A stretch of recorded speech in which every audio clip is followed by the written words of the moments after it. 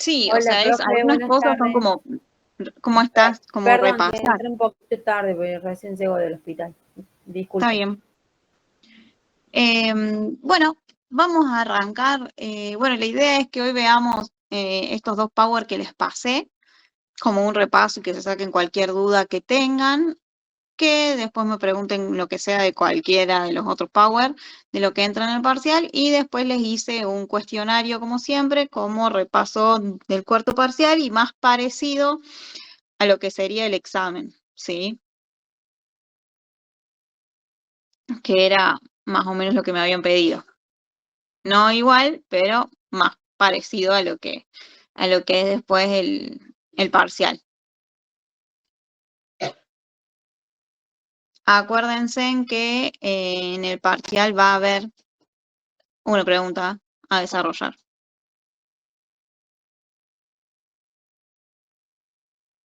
Después todo lo demás va a ser múltiple opción.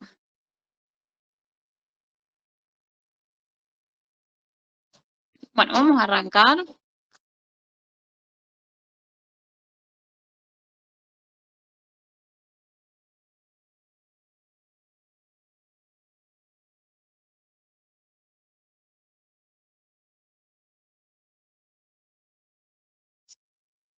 Perdón. Bueno, arrancamos. Ya habíamos visto lo que era la definición de crecimiento, maduración y desarrollo, ¿verdad?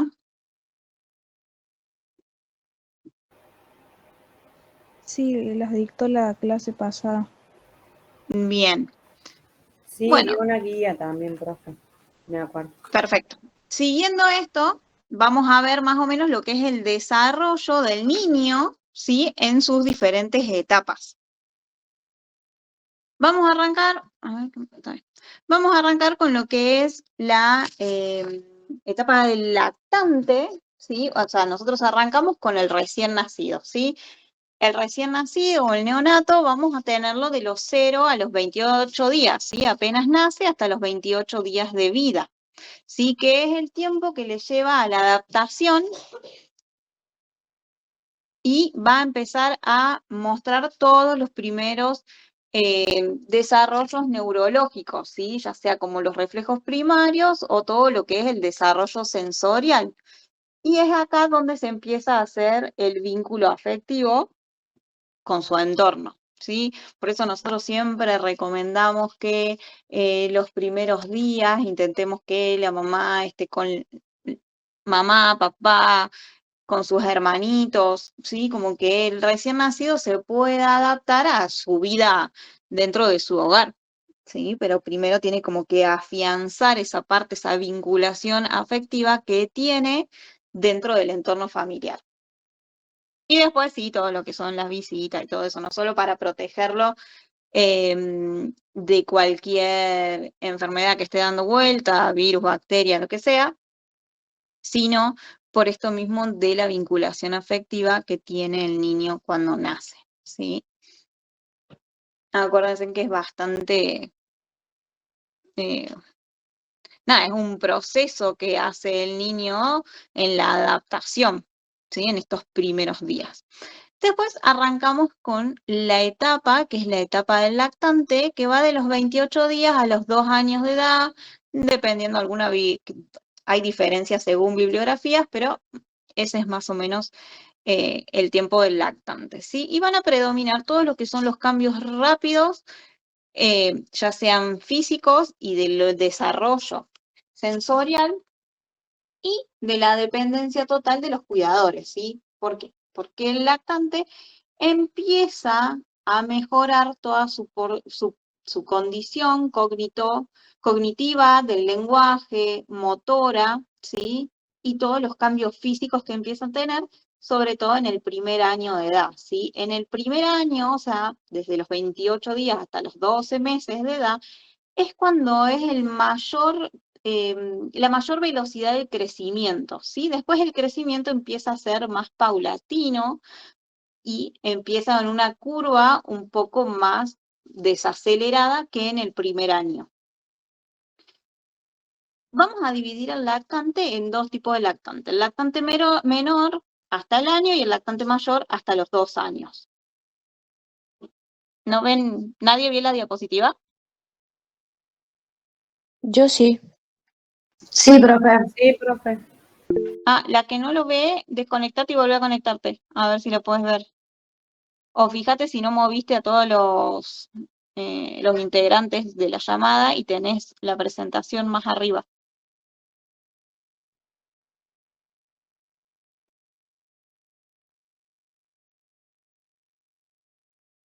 ¿Pudiste, Clau? No, profe. Bueno, no importa. Si no, desconectate y volvé a conectarte.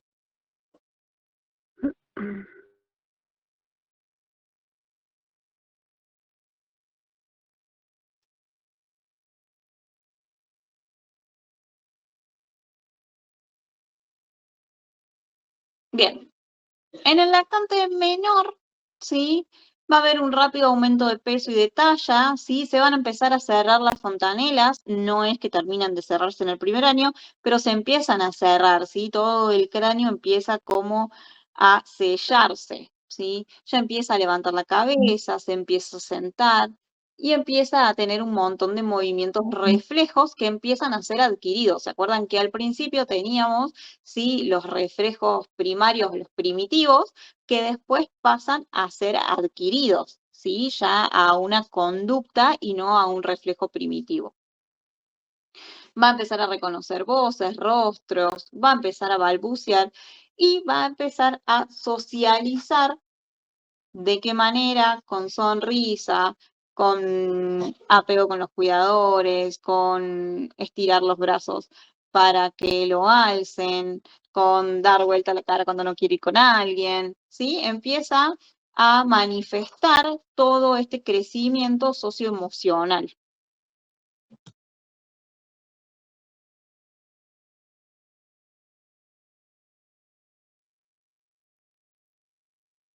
Después tenemos el lactante mayor, ¿sí?, que va a seguir con un crecimiento constante, como les decía, empieza a ser como un poquito más, no tan rápido el crecimiento. Ustedes no sé si han visto, pero los niños a los 28 días ya tienen un tamaño considerable considerando el día 1 el que nació, y hasta el año pasa como muy rápido. Si nosotros no vimos al niño por un mes, cuando lo vemos ya es otro.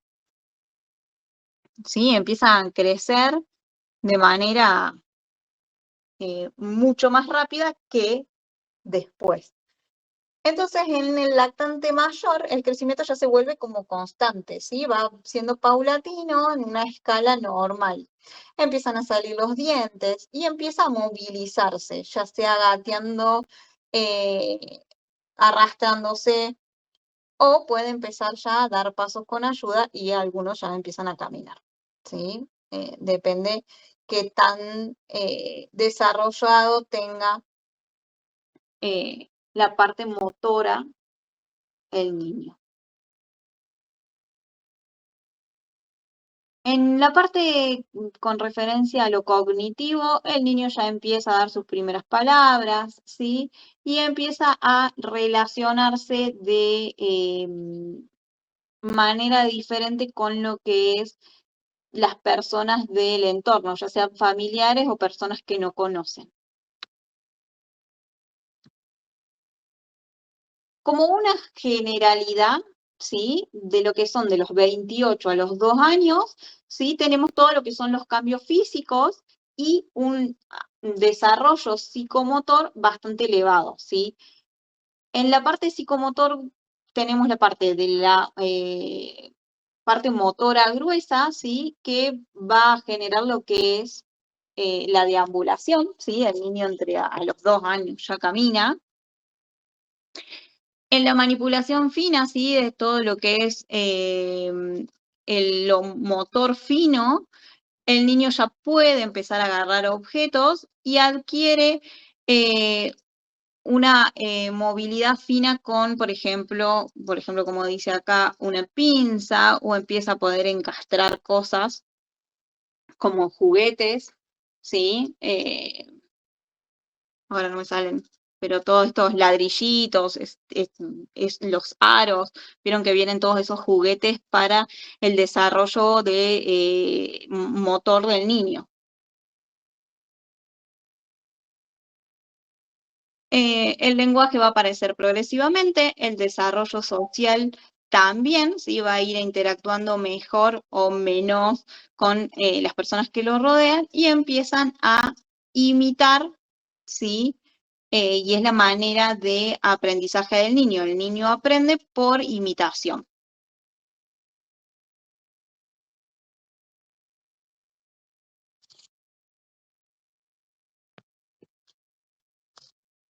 Una vez que tenemos la etapa del lactante, entramos a la etapa preescolar, ¿sí? El niño, la etapa preescolar va de los 2 a los 5 años y es donde el niño empieza a buscar su autonomía. La mayoría de los niños empieza la escolaridad, ya sea en guarderías o empieza ya la etapa preescolar propiamente dicho es del colegio, en donde empiezan a ir al jardín. ¿Sí? Y empiezan a desarrollar lo que es su autonomía y sus habilidades sociales, ¿sí? Empiezan a ser más curiosos y aprenden de esto, sobre todo el aprendizaje por imitación y el aprendizaje activo, ¿sí? Empiezan a fortalecer todo lo que es la coordinación y el control de su cuerpo, incluyendo el control de esfínteres, ¿sí?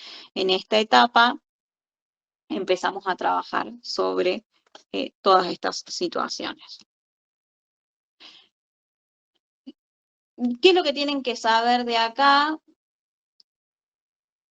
Nada, que el niño empieza a desarrollar un montón de habilidades para generar lo que son conceptos numéricos, ¿sí? Y se empiecen a volver más hábiles, ¿sí?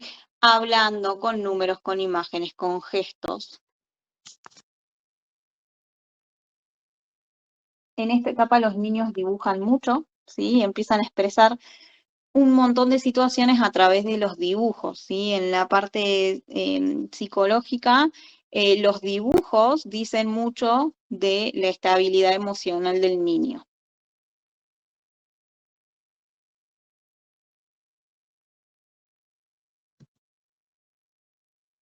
Luego pasamos a lo que es la etapa escolar, que va de los 6 a los 12 años, ¿sí? Acá el niño se empieza a separar un poco de los padres, no todos, pero los niños generalmente en esta etapa se juntan con compañeros del mismo sexo, ¿sí? Están como todas las nenas por un lado, los nenes por otro lado. Y empiezan a desarrollar lo que es la habilidad de la lectura y la escritura y todo el razonamiento lógico, ¿sí? En esta etapa es donde empiezan a fortalecer lo que es la amistad y todas las habilidades sociales que ya empezaron a adquirir en la etapa preescolar. Acá vamos a estar casi o empezando a entrar en lo que podría llegar a ser la etapa prepuberal.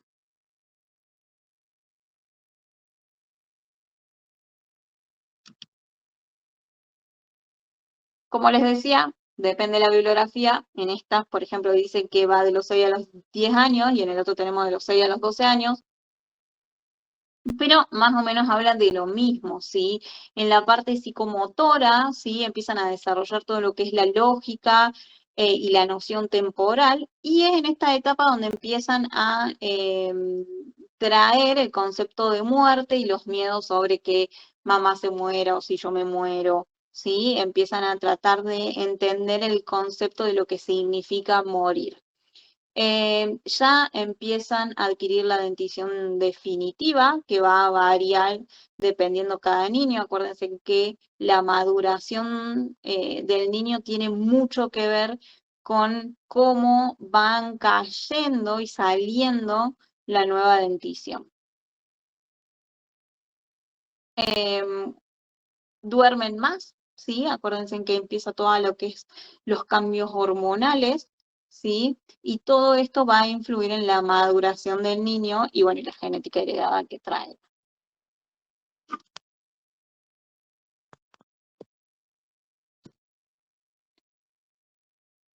Bueno, como les decía, teníamos la parte de la prepubertad y acá ya ingresamos a lo que es el inicio de la pubertad. ¿Sí? ¿Qué es la pubertad? Es cuando el hipotálamo empieza a liberar hormonas para activar o estimular a la glándula hipoficiaria. Bien, esto ya lo vimos a principio de año, ¿sí? Cuando veíamos el ciclo hormonal.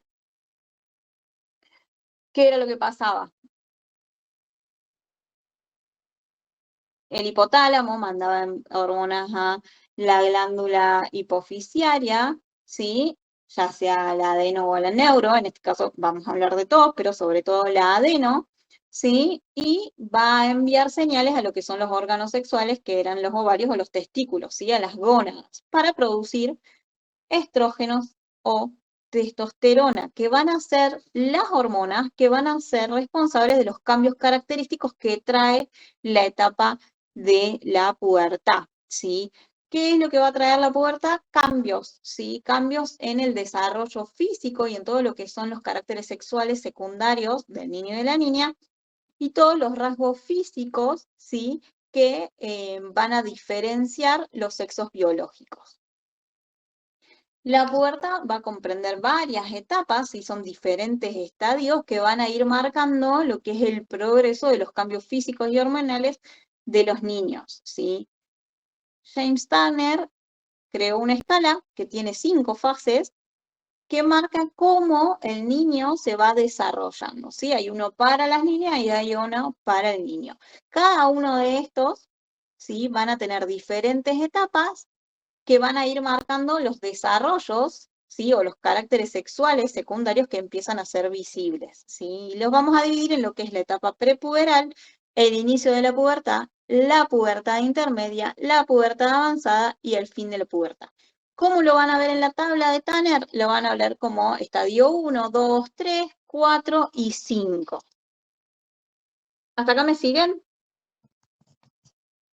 Sí, profe. Sí, profe. Sí, profe. Bien, ¿qué es lo que vamos a ver en la escala? Entonces, en la escala son los estadios, ¿sí?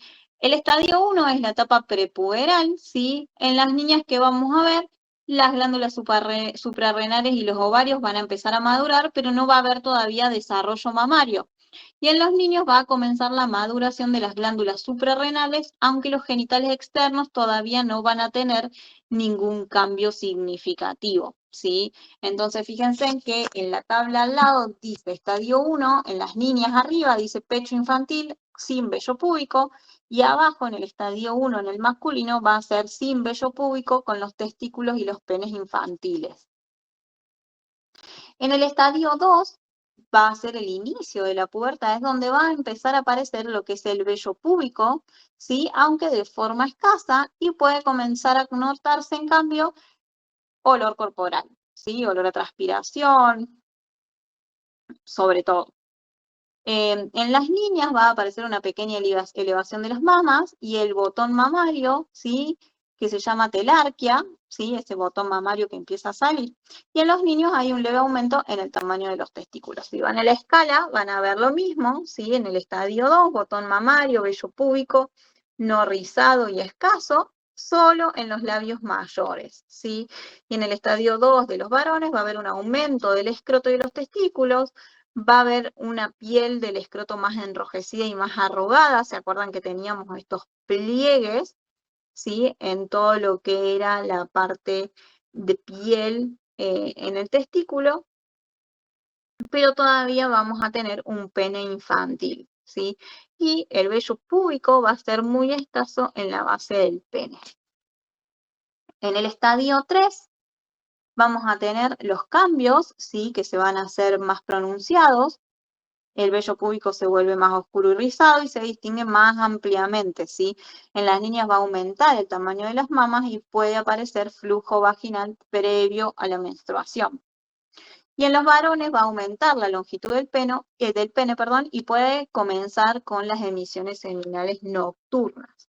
Si van también a la escala, dice lo mismo, estadio 3, aumento y elevación del pecho y areola, vello rizado, vasto y oscuro sobre pubis, y en el varón, alargamiento y engrosamiento del pene, aumento de testículos y escroto y vello sobre el pubis rizado, grueso y oscuro. En la etapa 4, ¿sí? O estadio 4, van a continuar todos los que son los cambios físicos y el vello púbico va a cubrir la mayor parte del área púbica, ¿sí? Y el crecimiento va a ser notable, ¿sí? Además, la secreción de grasa en la piel va a aumentar, por eso es que se empiezan a desencadenar lo que es la aparición del acné, ¿sí? Eso es tanto en niña y en niño. En las niñas se va a observar cambios en la areola, ¿sí? De los pezones, los senos van a seguir creciendo y comienza la menstruación. En los varones el vello se va a oscurecer y en los testículos y el saco escrotal van a presentar cambios en la coloración. El pene va a también continuar creciendo. Y como el último estadio que va a marcar lo que es el fin de la pubertad, ¿sí? El ritmo de crecimiento empieza a disminuir y va a aumentar de estatura y de peso, ¿sí? Hasta que se empieza a hacer más lento y se detiene. El vello púbico se empieza a esparcer, ¿sí? Hacia la parte interna de los muslos, siempre dependiendo, bueno, la genética también. Y al término de esta etapa, el cuerpo va a alcanzar la madurez física y sexual, ¿sí? Entonces, el estadio 5 es el último estadio, ¿sí? En donde ya en la mujer vamos a tener unas mamas ya adultas, ¿sí? Con la areola sobreelevada y vello en toda la zona media de los muslos. Y en el varón, los genitales también van a estar totalmente maduros, con un vello adulto que se va a extender a la zona también media de los muslos. ¿Qué tienen que saber? Sobre todo, o más importante, la escala de Tanner, ¿sí? Digo, como para resumirles lo que puedo llegar a preguntar, tanto en final como en el parcial, es, por ejemplo, qué marca el estadio 3 en las niñas en la escala de Tanner.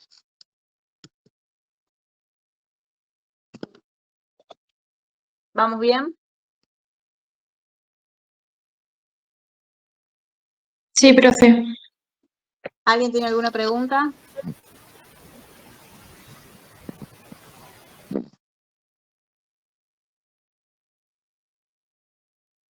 Bien, seguimos. En la adolescencia, vamos a definirla, ¿sí? Es el periodo del desarrollo humano posterior a la niñez y anterior a la etapa adulta, que va a tener todos los cambios biológicos, sexuales, sociales, psicológicos que van a hacer que se forme un individuo que luego de toda la transición va a ser un individuo socialmente maduro, ¿sí? Vamos a dividir a la adolescencia en 3 etapas: la adolescencia temprana, la adolescencia media y la adolescencia tardía. Como siempre les digo, depende de la bibliografía, podemos estirar un año más, un año menos, pero más o menos es la adolescencia temprana de los 10 a los 14, la media de los 15 a los 17 y la adolescencia tardía de los 18 a los 21, ¿sí? Hay un montón de características, ¿sí? Que marcan la adolescencia. Vamos a verla como así, como media general, ¿sí? A cada una de las etapas.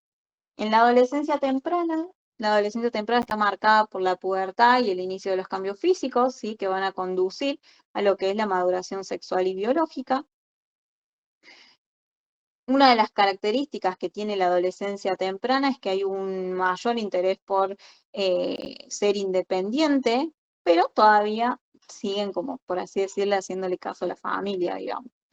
Pero empiezan a empezar a buscar quiénes son, a tener un poco más de conciencia de sí mismos y empiezan a tener un montón de emociones intensas, ¿sí? Que es como un vaivén de emociones que van y vienen, que les cuesta al principio entender qué es lo que les está pasando, ¿sí? Pueden estar contentos ahora y en 10 minutos están tristes y en 5 minutos están enojados. En lo que es la adolescencia media, ¿sí? Lo que más caracteriza esta etapa, ¿sí? Son los conflictos familiares, porque empiezan a tener una importancia en el grupo, ¿sí? No solamente en el grupo fuera, ¿no? Socialmente, sino dentro de la familia. Empiezan a querer tener su opinión, ¿sí? Y que se los tenga en cuenta, ¿sí? Tienen un desarrollo físico más evidente, empiezan a tener todas las características sexuales secundarias que habíamos visto recién en las etapas de Tanner, empiezan a tener mayor influencia de los pares, ¿sí? Los niños empiezan a hacer porque Juancito hace, porque Pepita hace, a ser más influenciados por el grupo de pares que por los valores familiares, ¿sí? En este momento empiezan a tener esta búsqueda de la identidad que más los caracteriza y es los que traen, por eso se les llama que empiezan los conflictos familiares, porque empiezan como a no encontrarse dentro del grupo. Y después tenemos lo que es la adolescencia tardía, que va de los 18 a los 21 años, y hay algunos que dicen que hasta los 25, y que tenemos ahora hasta los 30, algunos que están todavía en la adolescencia tardía, que se caracteriza por la aparición, ¿sí? De los valores paternos y por asumir las tareas y responsabilidades propias de la edad adulta. ¿Sí? A ver, ¿a qué referimos con la reaceptación de los valores paternos? Es de todo eso que al principio aceptaban y que en la adolescencia temprana y en la adolescencia media empezaron a renegar, a no estar de acuerdo, a ir en contra. Bueno, empiezan a reaceptar todos estos valores que tenían ya inculcados, en los cuales se han puesto, vamos a poner entre comillas, rebeldes, y los empiezan a traer de vuelta y empiezan a asumir todas las responsabilidades que trae el ser adulto, ¿sí? Bueno, obviamente que siempre también es dependiendo cómo llegan a la adultez. Ya tienen una consolidación de su identidad, de quiénes son, qué quieren ser, y de su autonomía, ¿sí? Ya son individuos que pueden razonar y hacer una planificación futura, ¿sí? Ya a esta altura empiezan a tener una mayor estabilidad emocional y social.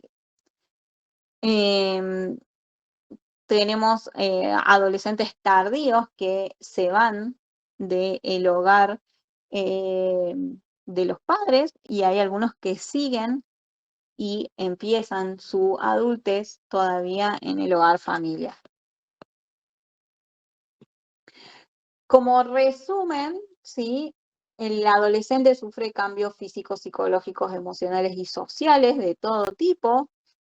En lo que es el crecimiento y el desarrollo, alcanzan ya su talla adulta, el peso adulto ideal y adquieren la capacidad reproductiva, tanto los niños y las niñas con el comienzo de la menstruación a partir de los 12 años más o menos.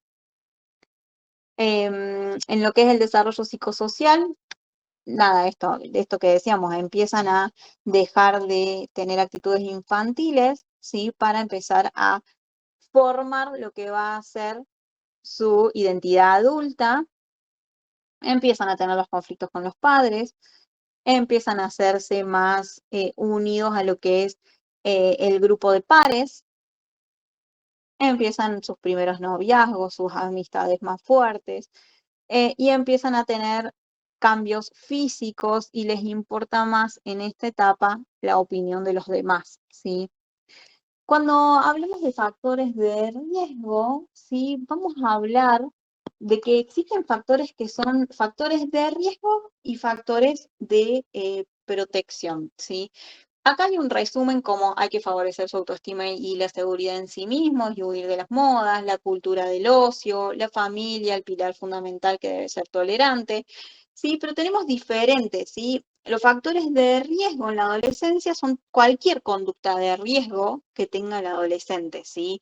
Como por ejemplo, bueno, obviamente, a ver, los adolescentes tienen conducta de riesgo como tomar alcohol, drogarse, conducir a alta velocidad, o sea, son más tendientes a cualquier peligro, ¿sí?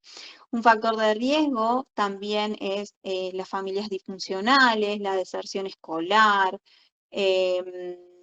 las enfermedades de transmisión sexual, el embarazo, ¿sí? Y cualquier desigualdad de oportunidades en lo que podamos llegar a hablar de lo que es el acceso a los sistemas de salud, la educación, el trabajo, las condiciones ambientales insalubres, ¿sí? Todos esos son factores de riesgo que pueden hacer que la adolescencia por así decirlo, no fluya de la manera que tendría que ser, ¿sí? Y después tenemos los que son los factores de protección, ¿sí? Que van a hacer que esta adolescencia tenga como una mayor como conducta, ¿sí? Que puede llegar a ser la estructura y la dinámica familiar, ¿sí? Esta que satisface cualquier proceso físico y las funciones de la familia, ¿sí? A ver, mantiene a los niños bien alimentados, los manda a la escuela, se preocupa por la educación, ¿sí? Todo eso hace a un factor protector, ¿sí? Eso dentro de la familia. Después, la parte social, las políticas sociales, ¿sí? Todo lo que esté dirigido a lo que es la atención de la niñez y la adolescencia, todos estos programas que hay sobre salud sexual y reproductiva, todos estos dentro de lo que es la parte social y política, ¿sí? Son factores protectores para hacer que la adolescencia tenga un buen curso, ¿sí? Todo lo que sea promoción del autocuidado, bueno, lo que les decía de la salud reproductiva, y que en el lugar en el que esté se priorice lo que es el autoestima y el sentido de pertenencia en lo que es los pares, la parte social y familiar, hace a una adolescencia con un buen desarrollo. ¿Preguntas?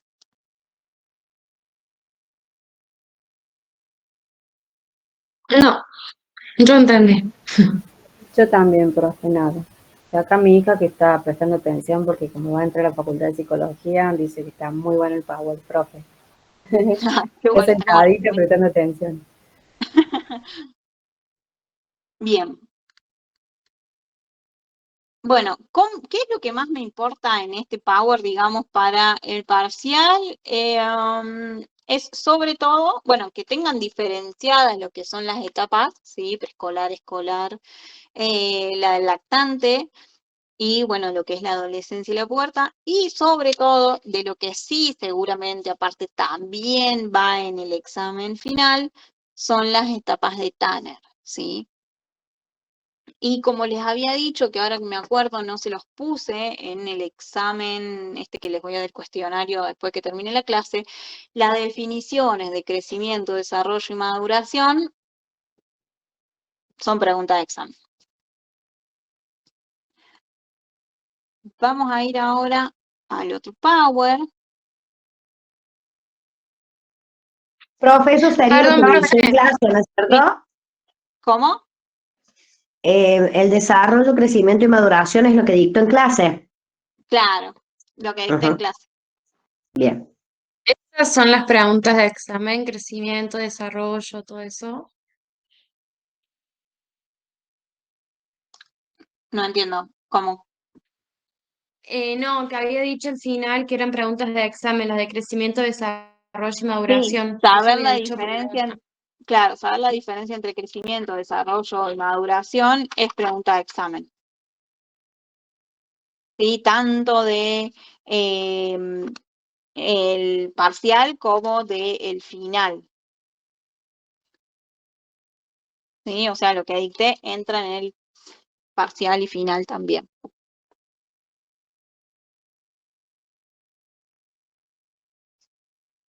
¿Preguntas?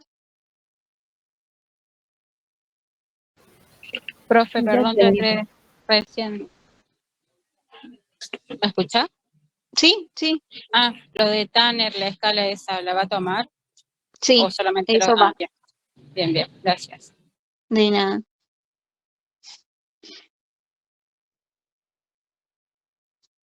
Bien, bueno, vamos a arrancar con lo que es la vacunación.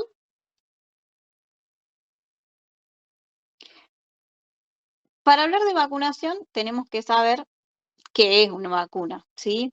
La vacuna es una preparación biológica, ¿sí? Que es la que va a generar la inmunidad contra alguna enfermedad, ¿sí? La va a eliminar, la va a prevenir o va a controlar cualquier estado patológico, ¿sí? Las vacunas están hechas con los organismos que ya pueden ser que estén muertos o vivos y atenuados que causan las enfermedades, ¿sí? Así es como se define a una vacuna. La vacunación es el proceso de vacunar, ¿sí? Es la inducción, ¿sí? Y la producción de la inmunidad activa en un huésped, ¿sí? Entonces, como les decía, es el acto físico de administrar una vacuna. Eso es lo que es la vacunación. La inmunidad es lo que vamos a adquirir, ¿sí? El estado de defensa que va a tener la persona frente a un microorganismo o cualquier patógeno, y esta puede llegar a ser innata o artificial. Bien, innata es cuando lo adquiere, ¿sí? Cuando ya viene con esa inmunidad propia, o artificial es cuando nosotros se la vamos a administrar, ¿sí? ¿A través de qué? De la vacunación, ¿sí? La inmunización es el proceso por el cual vamos a hacer que el organismo produzca las defensas, ¿sí? Las defensas son llamadas anticuerpos, ¿bien? Los anticuerpos lo que van a hacer es defenderse contra alguna enfermedad, la que sea, mediante la administración de una vacuna, ¿sí? Y la vacuna va a tener el antígeno. ¿Qué son los antígenos? Son sustancias extrañas al cuerpo que pueden provocar las enfermedades, ya sean bacterias o virus, ¿sí? Y los anticuerpos van a ser las defensas que va a armar el organismo de la persona ante la presencia de ese antígeno. Puede ser como que marea un poco. Ahí lo tienen más o menos en orden, no sé si ya lo habían leído para que no resulte como tan chino, ¿sí? Pero es importante saber que cuando nosotros aplicamos una vacuna, nosotros vamos a administrar, ¿sí? Antígenos, ¿sí? Que son cualquier sustancia extraña al cuerpo. Y nuestro cuerpo se va a defender. ¿Por qué ponemos microorganismos muertos o atenuados? Porque cuando nosotros ponemos este virus o esta bacteria, el cuerpo se tiene que proteger. Entonces se pone en una dosis controlada. Algunos necesitamos que estén muertos porque son muy peligrosos y otros están vivos pero están atenuados, o sea que no tienen toda la virulencia para producir la enfermedad, pero sí es suficiente para que el cuerpo genere los anticuerpos contra esta enfermedad. Entonces, ¿qué pasa? Por ejemplo, yo me pongo la vacuna contra el dengue, ¿sí? Y cuando yo me enfermo de dengue, mi cuerpo ya reconoce a estos antígenos y automáticamente los empieza a atacar, protegiéndome. Entonces puede ser que yo ni me entere que me estaba por enfermar, ¿sí? Aunque el virus llegó a mi cuerpo. O me enfermé, pero de manera mucho más leve, como pasa, por ejemplo, con las vacunas de la influenza, ¿sí? O la antigripal, ¿sí? Uno no es que deja, ¿sí? Porque yo me pongo la vacuna, dejo de enfermarme, pero no agarro una neumonía, por ejemplo, ¿sí? Queda en una gripe normal. ¿Se entiende? Sí, profe. Sí, profe. Bien. Tenemos diferentes tipos de inmunidad, ¿sí? La inmunidad activa, ¿sí? Y la inmunidad pasiva. La inmunidad activa puede ser natural, que es la producción de anticuerpos por la enfermedad real, y la artificial, que es la producción de anticuerpos por la vacunación, ¿sí?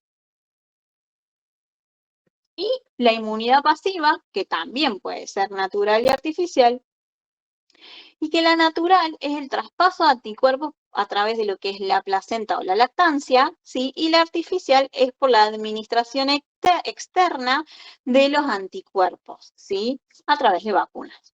¿Bien?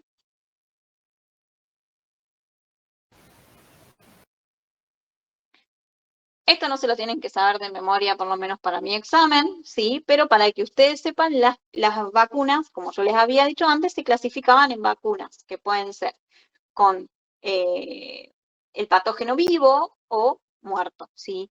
Vivo estaría atenuado, ¿sí? Y son derivados del agente que causa la enfermedad. ¿sí? Como son todas las virales atenuadas o las bacterianas vivas atenuadas, como por ejemplo son la triple viral, la doble viral, la Sabin, la antiamarilla, la antisarampionosa y la BCG. Y las inactivas son la SALC, la antihepatitis A, la AB, la antirrábica, la triple bacteriana, la doble bacteriana, la cuádruple y la cólera. Hay algunas que nosotros ni las vemos. No se las tienen que saber, pero para que sepan que, fíjense que hay casi, o sea, casi nos ponemos los dos tipos de vacunas, ¿sí? Con virus vivos y con virus atenuados. Sí es importante que ustedes sepan cuáles son las vías de administración, ¿sí? La vía oral es la vía utilizada para administrar vacunas como el rotavirus, ¿sí? Que es una monodosis, por lo que se aplica y se descarta, y no habría problema si toca la boca del niño, ¿sí? La vía intradérmica, sí, la única vacuna que se administra por vía intradérmica es la BCG, sí, que la BCG, como tienen el dibujito ahí al costado, se coloca con el bisel hacia arriba en un ángulo de 15 grados. La vía subcutánea, la técnica de aplicación se efectúa con el bisel a 45 grados hacia arriba, y por acá se aplican algunas de las vacunas vivas atenuadas como la triple viral. Y la intramuscular, que en esta vía se utiliza para la administración en la masa muscular, sí, profunda a unos 90 grados.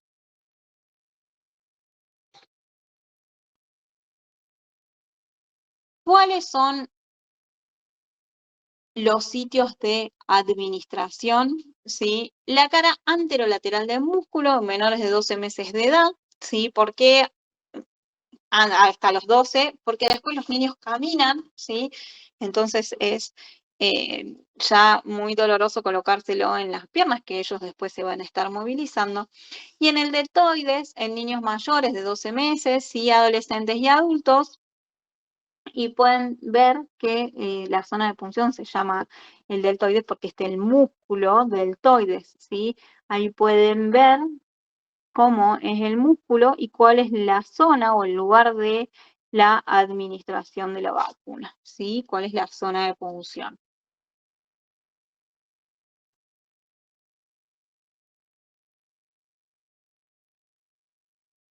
Las reacciones menores locales pueden ser dolor, enrojecimiento, edema, ¿sí? Ocurren en el primero o segundo día post-vacunación, ¿sí? La triple viral puede ser de 6 a 12 días y duran unos pocos días, ¿sí? Son más frecuentes y menos graves. Hay reacciones sistémicas como la fiebre, la cefalea, las mialgias, que son un poco más graves, pero son menos frecuentes. Y el síncope post-vacunación, que es una respuesta vasovagal, todos somos vasovagales, ¿sí? Con pérdida transitoria del tono postural y la conciencia, con recuperación casi espontánea, ¿sí? Y le suele suceder más a adolescentes. Sí, es importante el control post-vacunación durante los primeros 15 minutos, ¿sí? Preferentemente con el paciente sentado acostado. Rara vez está 15 minutos, ya sea el niño o cualquiera post-vacunación, pero bueno, sí es importante siempre dar los signos de alarma. Acá tenemos el calendario de vacunación, que ustedes ya lo han visto.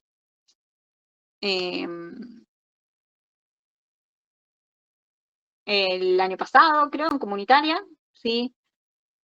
Lo que sí me interesa que se sepan es esta, no exactamente cuándo es lo que la tenemos que poner, porque sé que tienen que estudiar un montón, pero sí cuáles son las etapas, ¿sí? Es que en el embarazo es la antigripal, la triple bacteriana celular y la del virus incisional, ¿sí? En recién nacidos, la hepatitis B y la BCG. Hasta el año, el rotavirus, la quíntuple, la IPV, el neumococo, la meningococo, la antigripal. Sí, bueno, así como están todos, quiero que tengan más o menos idea. La realidad es que no me interesa que haga mucho hincapié en en lo que es vacunación. No voy a tomar mucho de vacunación, prefiero que hagan más hincapié en todos los otros power, ya que vacunación ustedes ya rindieron en primer año, ¿sí? Solamente que, bueno, lo vemos a vacunación por una cuestión de que vemos el desarrollo del niño.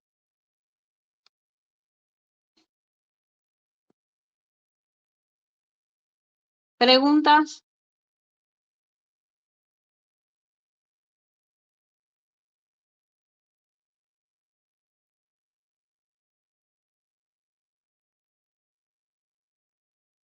¿Nadie? No, de mi parte no, profe. No, profe.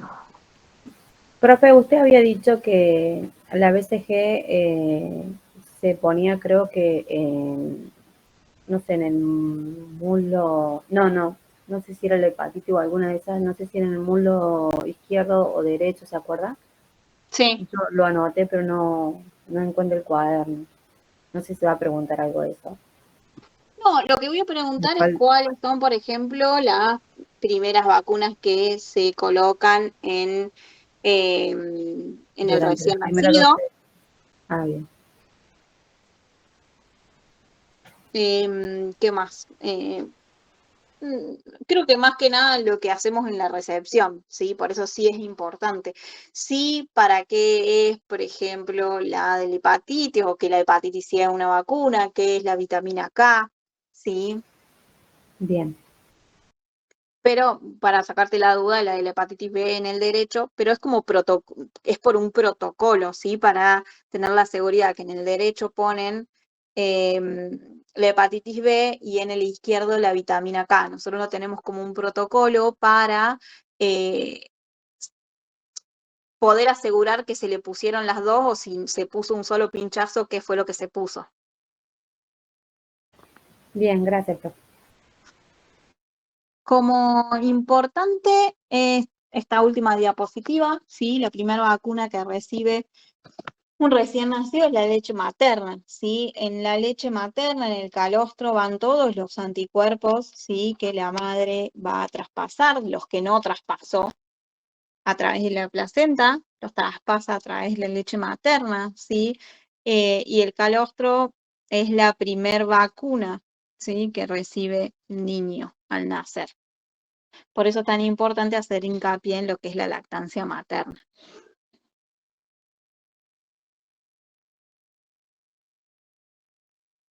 Bueno, ¿preguntas?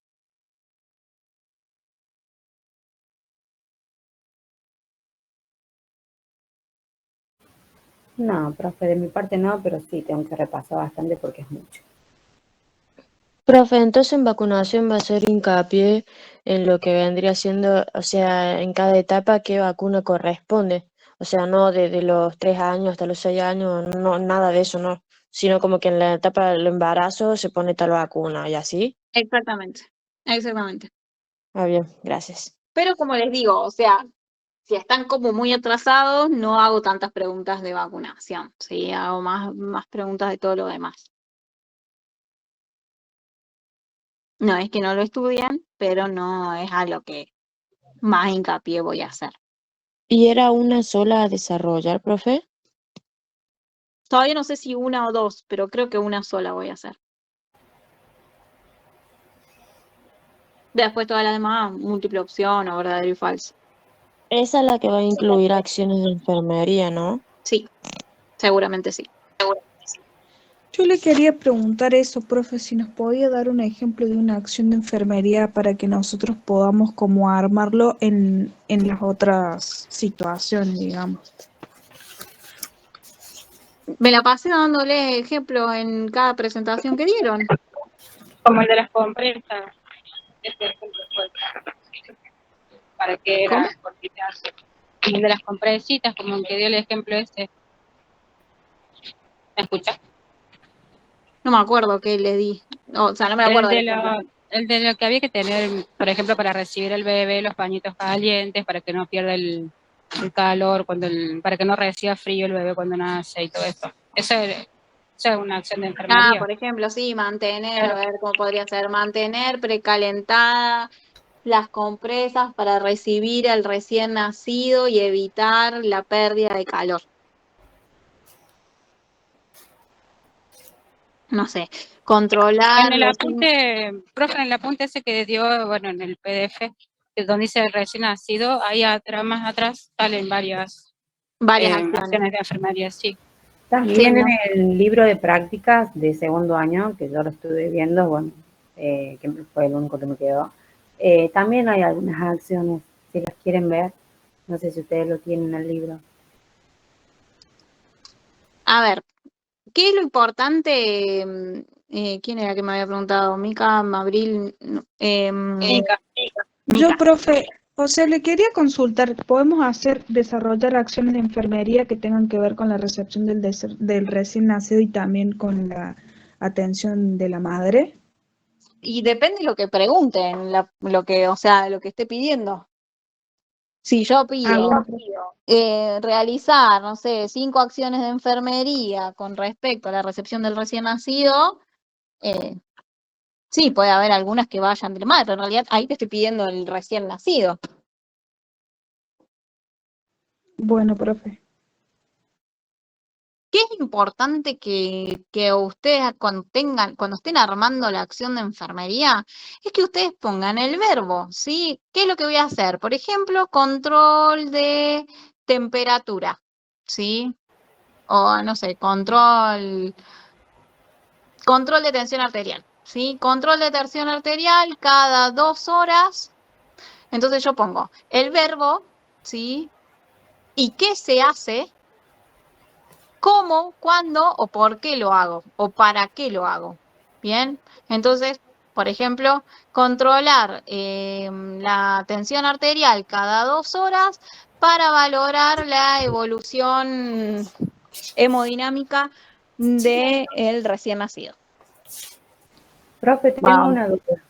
Sí. Con respecto al clamplaje del cordón umbilical, ¿lo hace el obstetra o lo hace la enfermera? No, lo hace la obstetra. A ver, en realidad, cuando nace, sí, el recién nacido y se lo colocan encima de la mamá, esperan a que el cordón deje de latir, ¿sí? Es ahí que cuando deja... Hola, NASA, ¿cómo estás? Chicos, ¿quieren ir poniendo? Hola, profe. ¿Todo bien? ¿Todo bien vos? Ahí te mandé, no sé si te llegó. Sí, sí, ahí me llegó. Quédate ¿Cómo andas? tranquila. Gracias. No, de nada. Cuando nace, sí, lo apoyan sobre el pecho materno y es ahí donde, cuando deja de latir el cordón, clampean el cordón, ¿sí? Ahí lo va a clampear la obstetra, ¿sí? Bien. Cuando clampea ambos, o sea, en 2 lados el cordón Sí, para y la en el mamá y el medio, bebé. claro, uno del lado de la mamá, una del lado del bebé y corta por el medio, ¿sí? Entonces ahí Profe, separa el cordón umbilical de la placenta.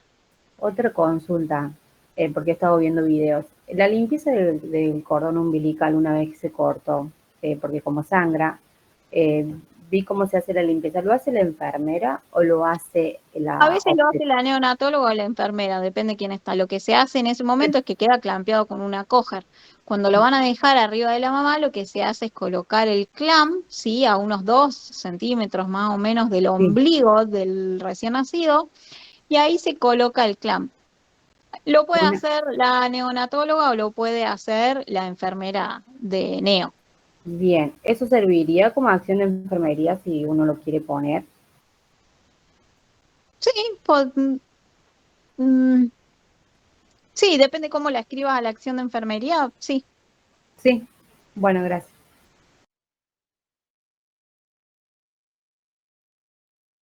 ¿Alguien más tiene alguna pregunta?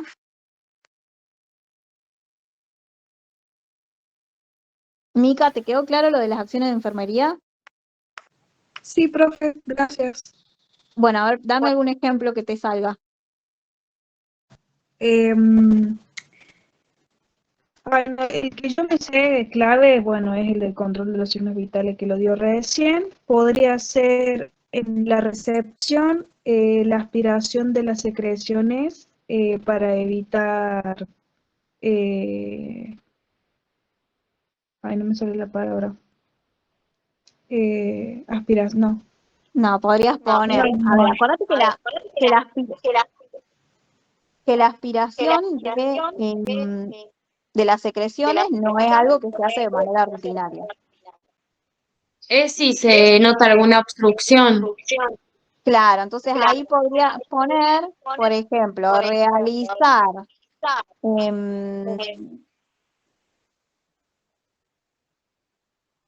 o aspirar secreciones Mica, del... apaga tu micrófono. ¿Cómo? Eso, mejor. Ahí está. Aspirar secreciones al recién nacido ante una dificultad respiratoria para mejorar la respuesta respiratoria o algo así. Perdón, profe, no puedo enviar mi mensaje a NASA, le pueden decir que estoy, no lo puedo enviar, no sé por qué me pasa la compu, no puedo poner mi nombre en los mensajes. Bueno. Gracias. Ahí se fue NASA. Ahora le mando mensaje. Profe, las aspiraciones se hacen si el bebé llora, si no llora, y si se encuentra ese quejido.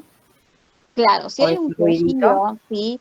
Y se siente como que hay una obstrucción, se hace una aspiración. También se hace una aspiración si hay, por ejemplo, líquido meconial abundante y le costó la primera respiración para sacar todo ese líquido que tiene meconio que no sea reabsorbido por las vías respiratorias. Bien, primero por la nariz, y por la boca y después por la nariz, digamos. Exactamente. No, le consulto porque si bien yo hice todas las prácticas, pero yo no tuve la posibilidad en práctica de segundo año de ver todo lo que hoy en día están viendo ellas. Y me No, hubiera casi nadie encantado. ve lo del recién No, mi nacido porque no los parto. dejan ir mucho, Belén, así que ¿Cómo? no te perdiste mucho. Que a casi nadie los dejan ver tanto de recepción del recién nacido, así que Sí, no a es mí que me te hubiera perdiste. gustado. Solamente estuve en piso, nada más. Así que no Bueno, pude ver nada más que las puérperas y los bebitos. ¿alguien más tiene alguna consulta? Profe, Sí, ¿puedo dar un ejemplo así de una acción de enfermería si me dice más o menos si está bien? dale, Como administrar vitamina K en muslo izquierdo para prevenir hemorragia neonatal. perfecto, Gracias. perfecto. Algo ahí simple, o sea, la acción de lo que hice, cómo lo hice, para qué lo hice. ¿Mica? Podría ser, profe, entonces la de aplicar las gotas de los ojos, que ahora no me acuerdo el nombre, para prevenir infección de la conjuntivitis neonatal. Es eritromicina para evitar la conjuntivitis. Bien, y si no, pueden decir gota oftálmica. Pero sí, Mica, está bien la acción de enfermería. Bueno, Podés profe, también gracias. cambiarlo por realizar profilaxis ocular para evitar la conjuntivitis neonatal.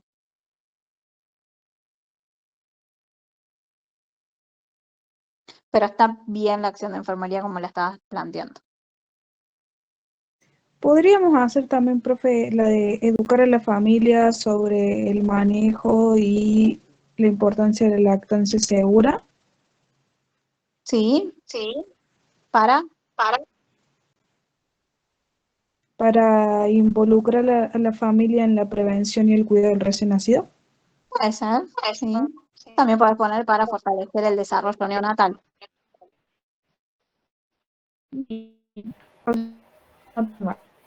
Bueno, muy bien. Bueno, les voy a Y pasar generar anticuerpos, profe. también para generar anticuerpos, sí. Les